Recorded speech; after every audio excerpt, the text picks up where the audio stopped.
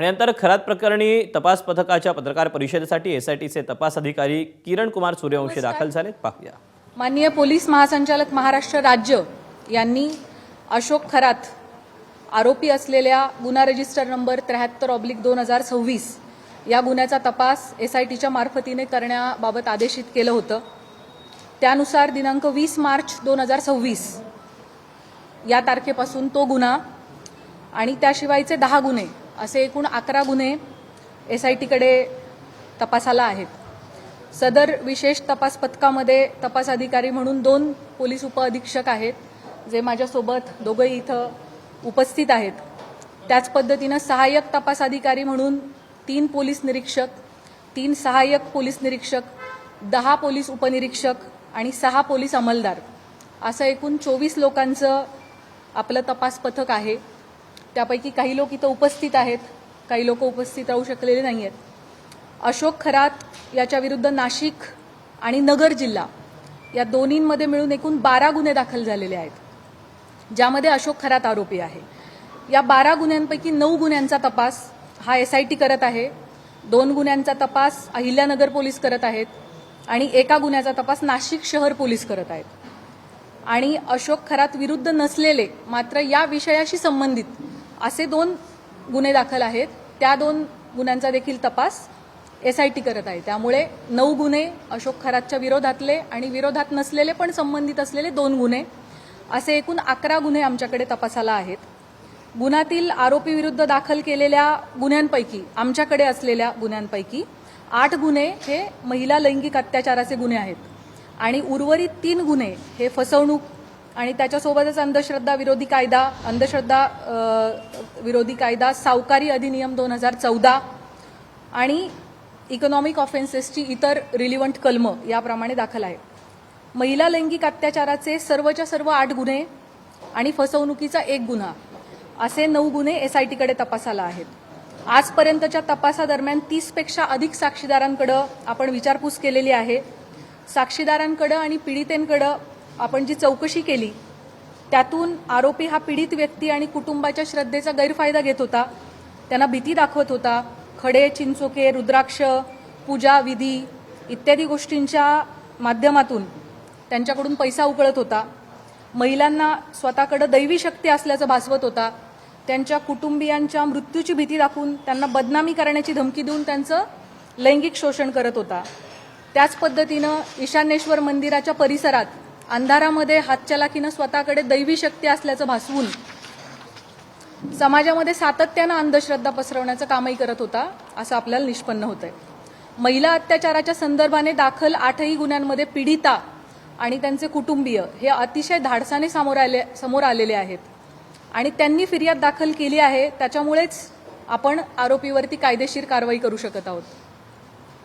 आपल्या सगळ्यांच्या माध्यमातून मी आवाहन करू इच्छिते की या महिलांनी लोक काय म्हणतील या भीतीनं अन्याय सहन केलेला आहे आणि आता अतिशय धाडसाने कुटुंबाला विश्वासात घेऊन त्यांनी गुन्हे दाखल केलेले आहेत.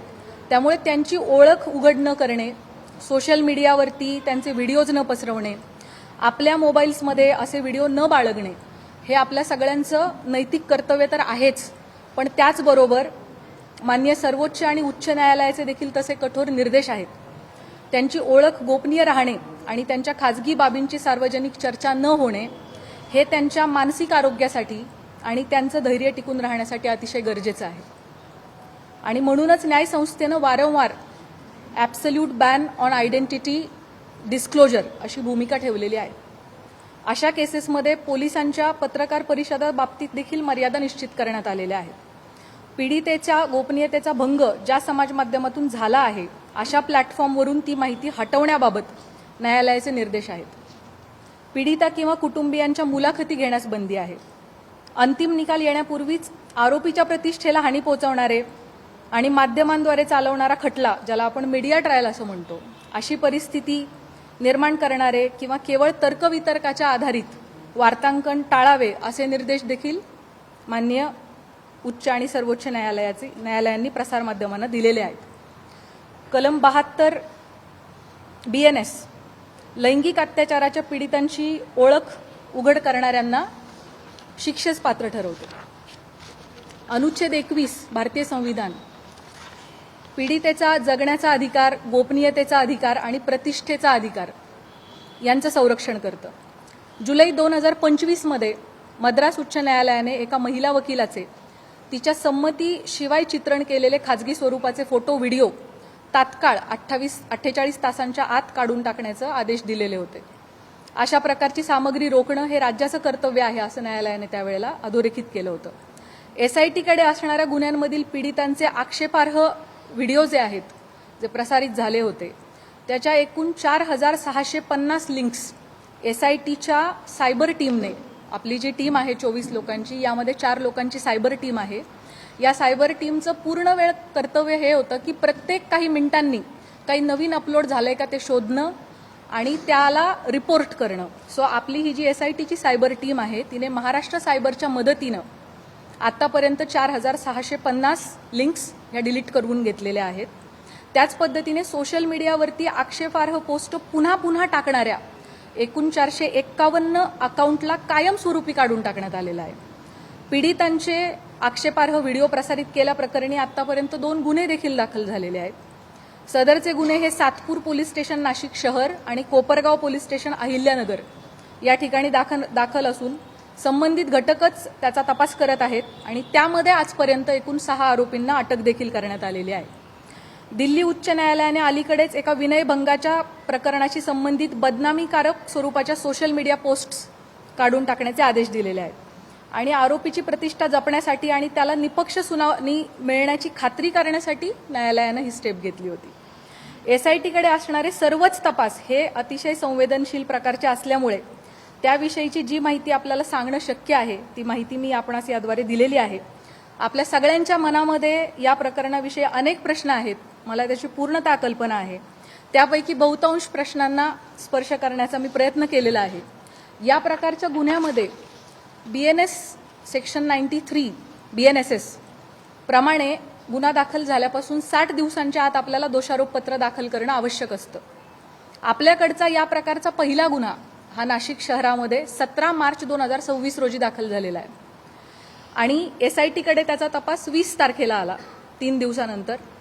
त्याचे ऑलरेडी 20 दिवस संपलेले आहेत आणि आणखी 40 दिवस अवधी आपल्या हातामध्ये आहे पहिल्या गुन्ह्यासाठी आणि उरलेले जे 7 गुन्हे आहेत ते देखील पुढच्या आठवडाभराच्या कालावधीमध्ये दाखल झालेले आहेत. त्यामुळे 40 दिवसानंतर पुढच्या आठवडाभरात या उरलेल्या सगळ्या गुन्ह्यांचं देखील डेडलाईन जी आहे ती जवळ येते. त्यामुळे असं आपण म्हणू शकतो की 40 ते 45 दिवसांमध्ये या 8 गुन्ह्यांचा तपास आपल्याला पूर्ण करणं आवश्यक आहे. तरी या सर्व गुन्ह्यांमध्ये चांगले पुरावे गोळा करून तपास वेळेत पूर्ण करण्याची SITचे प्रयत्न सुरू आहेत. त्यासाठी सर्वतोपरी प्रयत्न संपूर्ण टीम करत आहे. आपल्या सर्वांना विनंती आहे की पीडितांना कोणत्याही प्रकारे मनस्ताप होणार नाही याची समाज म्हणून आपण सगळ्यांनी काळजी घेऊयात. तुमच्या माध्यमातून हे आव्हान, ही विनंती मी सर्वांना करू इच्छिते. आपल्या मनामध्ये पदाधिकारी, अधिकारी यांना SITकडून बोलवण्यात येणार आहे का, किंवा अमुकला आपण का बोलवले नाही, कधी बोलवणार आहे, अशा प्रकारचे देखील अनेक शंका आणि प्रश्न असू शकतात. अनेक पत्रकार, सामाजिक कार्यकर्ते यांनी वेळोवेळी मला मेसेज करून या प्रकारच्या प्रश्नांची विचारणा केलेली आहे. त्याबाबत मी सांगू इच्छिते की आपल्याकडे दाखल गुन्ह्यामध्ये फिर्यादी आणि साक्षीदार जे सांगतात त्याच्या अनुषंगाने तपास होत असतो. तपासादरम्यान जे पुरावे समोर येतात त्याप्रमाणे पुढील तपास केला जातो. पुराव्याच्या आधारे कोण व्यक्ती सह आरोपी आहे का हे पाहिले जाते. त्यानुसार त्याची चौकशी आणि त्याच्यावरची इतर कायदेशीर कारवाई केली जाते. त्यामुळे या गुन्ह्यांच्या बाबतीमध्ये देखील हा गुन्हा घडण्यासाठी मुख्य आरोपी सोडून इतर कोणी कारणीभूत ठरलं आहे का, कोणी याची इकोसिस्टीम निर्माण करण्यामध्ये सहाय्यभूत ठरलेलं आहे का, या अंगाने सुद्धा आपण तपास करत आहोत. या गुन्ह्यांची पार्श्वभूमी तयार करण्यासाठी कोणी मदत केली आहे का, याबाबत पुराव्यानिशी जर आपल्याला निष्पन्न झालं तर त्याविषयी निश्चित कायदेशीर कारवाई केली जाईल. त्याबाबत आपण कोणीही मनामध्ये कुठल्याही पद्धतीची शंका कृपया बाळगू नये. गेले 17 दिवस SIT या गुन्ह्यांचा तपास करत आहे. आमचा तपास अजूनही सुरू आहे. त्यामुळे बहुतांश प्रश्नाची उत्तरं मी दिलेली आहेत. काही प्रश्न कदाचित अनुत्तरित राहिलेले असतील, परंतु जसजसा तपास पुढे जाईल तशी तशी आपल्याला त्या प्रश्नांची पण उत्तरं मिळतील. महत्त्वाच्या टप्प्यांवरती SITकडून आपल्याला ब्रीफिंग दिले जाईल. चार्जशीट दाखल होईपर्यंत आपल्याला या प्रकरणाची गोपनीयता बाळगणं अतिशय आवश्यक आहे. तरी मी आपल्या सगळ्यांकडून सहकार्याची अपेक्षा बाळगते. यापूर्वी अशोक खरात याला पहिल्या गुन्ह्यामध्ये एकूण 14 दिवस पोलीस कोठडी मिळाली होती. ती दिनांक 31 रोजी संपली. दिनांक 1/4/2026 रोजी आपण दुसऱ्या गुन्ह्यात त्याला अटक केली आणि न्यायालयासमोर हजर केलं. दिनांक 2 पासून 7 दिवसांची पोलीस कोठडी उद्या दिनांक 8/4/2026 पर्यंत माननीय न्यायालयाने मंजूर केलेली आहे. आता यानंतर पुढील गुन्ह्यामध्ये पोलीस कोठडी आपल्याला मिळावी यासाठी आपण माननीय न्यायालयाला विनंती करणार आहोत.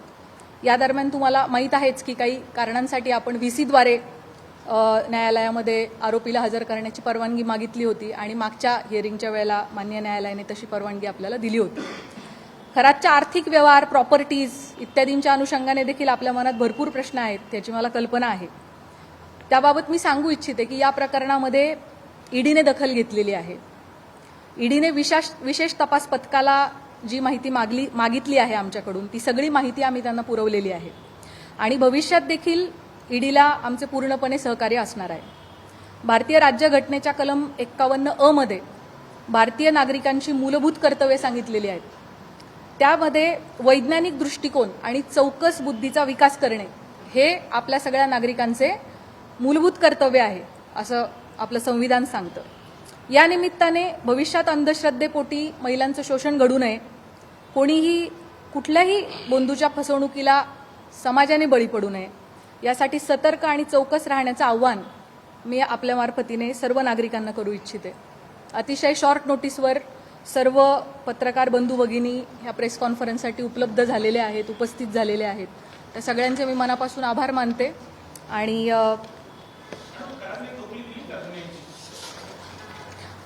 मी जसं सुरुवातीलाच सांगितलं की या गुन्ह्यांच्या बाबतीमध्ये मला जी माहिती आपल्याला सांगणं शक्य आहे ती माहिती मी आपल्यासमोर मांडलेली आहे. त्यामुळे आपल्या सगळ्यांनी या गोष्टीची सहकार्य करावे की जोपर्यंत चार्जशीट दाखल होत नाही त्याबाबत काही तपासातल्या बाबींची गोपनीयता ठेवणं आपल्यासाठी अतिशय आवश्यक आहे. आपल्या सगळ्यांचे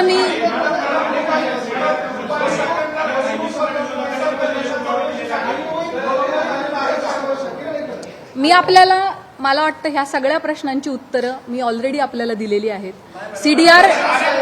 सीडीआर लीकच्या बाबतीमध्ये आपण मला एक प्रश्न आता जस्ट कोणीतरी विचारलाय ज्याचं प्रश्नाचं उत्तर मी दिलं नव्हतं, तेवढं मी देते आणि आपण थांबूयात.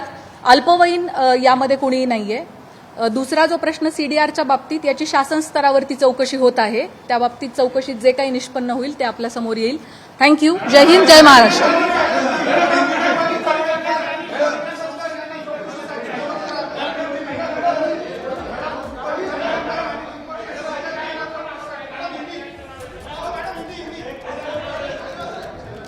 तेव्हा खरात प्रकरणी ही SITची पत्रकार परिषद पार पडली. तेजस्वी सातपुते या SIT प्रमुख होत्या. त्यांनी आतापर्यंतचा काय नेमका तपास केलेला आहे, कुठले कुठले गुन्हे दाखल आहेत याबद्दलची सविस्तर माहिती पत्रकार परिषदेमध्ये दिलेली आहे आणि खरात प्रकरणामध्ये आतापर्यंत एकूण 12 गुन्हे दाखल झाल्याचं देखील त्यांनी सांगितलेलं आहे, ज्यामधल्या 9 गुन्ह्यांचा तपास जो आहे तो SIT कडून केला जातोय. तर बाकीचे जे गुन्हे आहेत त्याचा जो तपास आहे तो अहिल्यानगर पोलिसांकडून केला जात असल्याची माहिती सातपुते यांनी दिलेली आहे. ABP माझा, उघडा डोळे बघा नीट.